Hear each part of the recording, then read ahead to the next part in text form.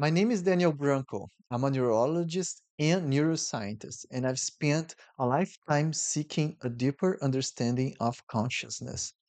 And this is a conversation about high consciousness. More specifically, today's conversation is about the difference between knowledge and knowing.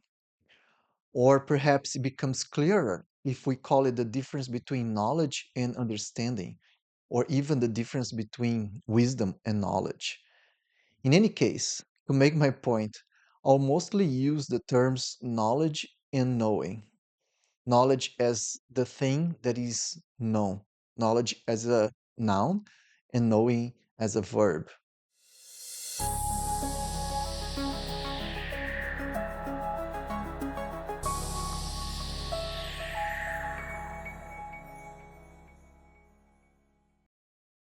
Let's begin with knowledge.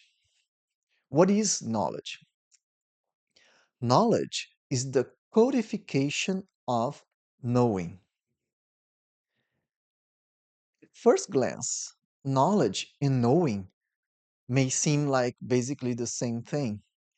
We often say, so and so has a lot of knowledge, with the same meaning as they know a lot. But the difference between knowledge and knowing is fundamental and immense. And whoever understands this difference has a much deeper grasp of the nature of reality. Let me give you an example. Think of an encyclopedia or encyclopedia. An encyclopedia is full of knowledge, but does it know the knowledge it contains? If the encyclopedia is a book, does the book know the knowledge inside it? If it is an internet site like Wikipedia, do the servers, the computers that host the web pages, know the knowledge stored there? And what if it's an AI powered encyclopedia? Does the AI know the knowledge it contains? Because human beings know the knowledge they have, right? Different people may know more or less, but when they know something, they know that they know. They can use that knowledge in practice, performing tasks, carrying out projects, and so on. But knowing goes beyond the application of knowledge because a computer can also be programmed to perform certain tasks based on some piece of knowledge encoded within it. A computer's knowledge, for example, might be a table of numbers telling it what to do in each situation. That's an example of applied knowledge, but it doesn't involve knowing because knowing requires a conscious experience. Knowing requires consciousness. Knowing is a qualia, which means there is a felt quality associated with knowing that only the one who experiences it can recognize. Knowing means knowing that you know what you know. It's funny because sometimes we surprise ourselves by discovering that we know things we didn't even realize we knew. It's like the click people get when learning math, for example. The moment of click is also an experience. It is the experience of the click.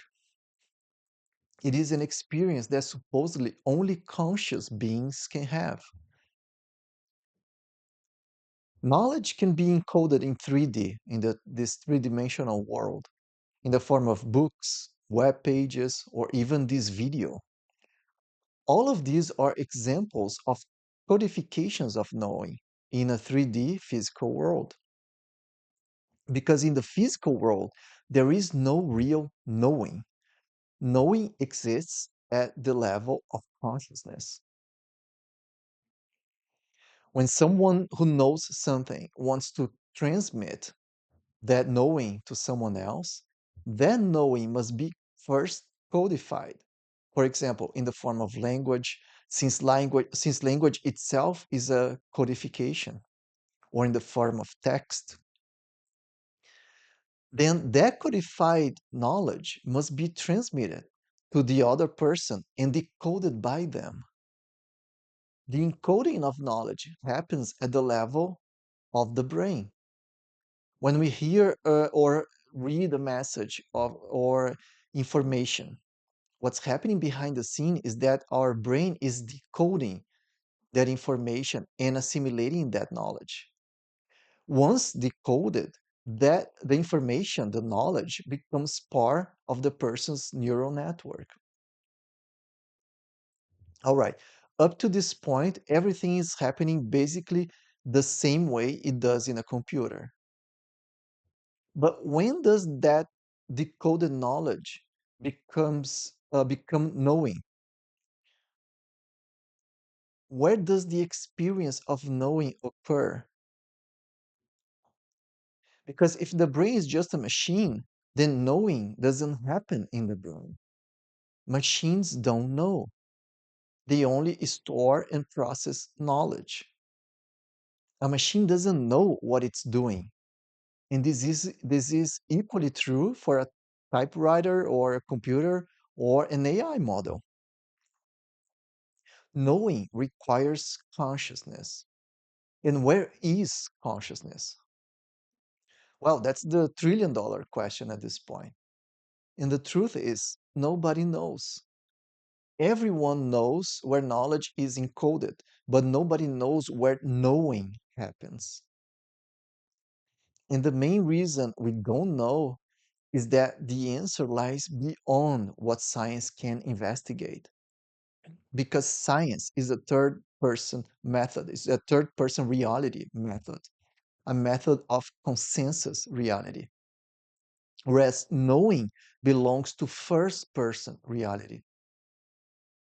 Therefore, as we've discussed many times on this channel, it cannot be directly studied by science. This is simply a fundamental limitation of the scientific method. And this ambiguity opens the door to one of the most important questions of humanity. Is knowledge created in the physical world and merely contemplated by consciousness? Or can knowledge come directly from consciousness? When we create something, is that creation happening at the brain level? Or is that knowing of how to do next, how to create something, is coming from another space, another dimension, so to speak, come from consciousness space? When a scientist has an insight, for example, Einstein discovering relativity or James Watson discovering the structure of DNA, did that knowledge come from physicality and was merely perceived by consciousness?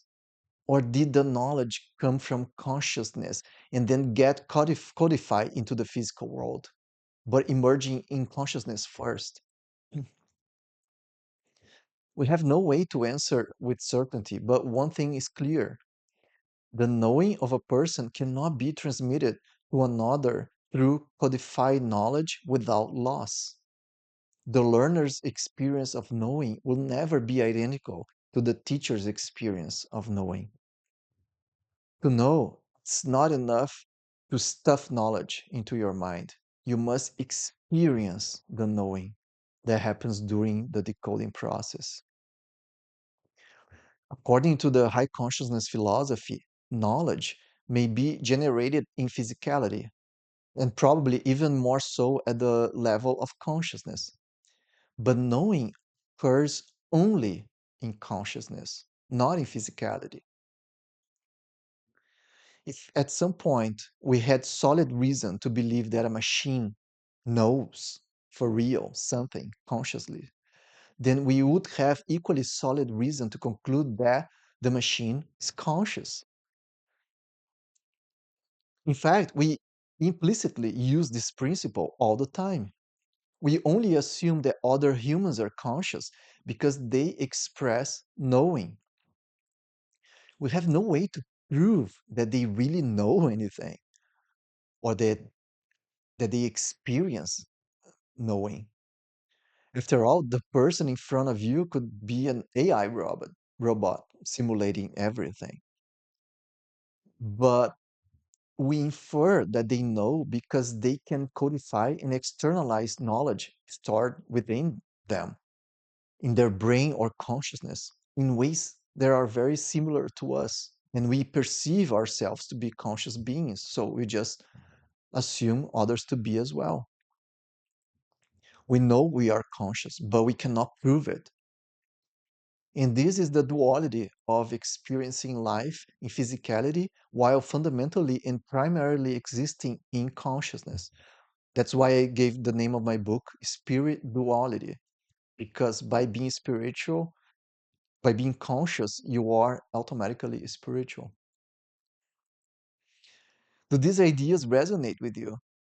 If you'd like an initiation to high consciousness philosophy, you can check the book, as I already mentioned. Spirituality is spiritual initiation for rational people. And if you want to keep exploring these ideas and watching more videos, leave a like and subscribe and hit the bell. We are a very young channel and your support is extremely important and appreciated. Let's improve the experience of life for everyone on this planet. See you in the next one.